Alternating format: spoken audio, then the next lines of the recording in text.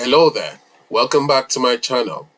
In this video, I would like to share with you a simple trick or tip on how you can edit a direct link semantic model within Power BI desktop.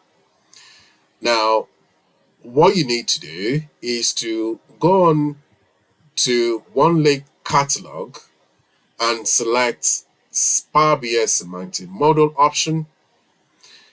In here, you will notice there are a number of semantic model already created. I've done a filter to only show me semantic model.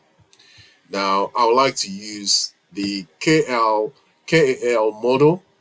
Now, remember, I want to edit it. If I only want to connect to it and create a report, I will just say connect. But I really want to edit it in Power BI Desktop. That's the goal. Now, select the drop down arrow. You got the two options. Select edit and then wait for that to load. So your model will be loaded onto our Power BI desktop.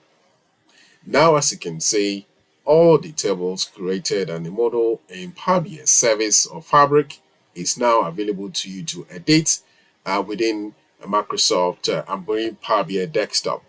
As you can see, it all says here, this is live editing your model using direct link, and all changes automatically apply to your model in Power BI Service.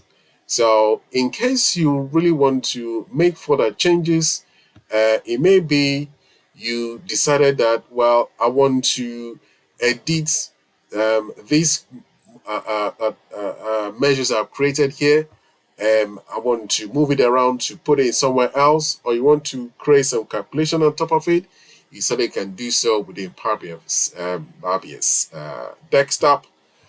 Once you make your changes, as you save, if you save it, it's automatically saved into Power BI service. Now, that's the short tip on how you can edit your directly semantic model in Power BI desktop. If you find this useful, click on the like button or subscribe to my channel. Thank you for watching. I'll see you in my next video.